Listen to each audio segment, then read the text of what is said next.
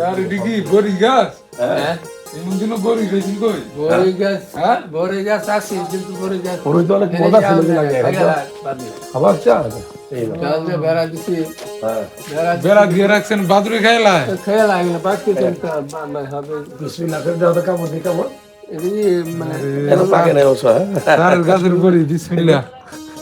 দুলবাতি আছে দুলবাতি পাকলে কিন্তু সেই হ্যাঁ দিয়ে কলব বড়ি কয়েম রান্না ওই যে তো বড় ওই পরে পরে আপনাকে বাড়ি কই নাকি আপনাকে বাড়ি কিন্তু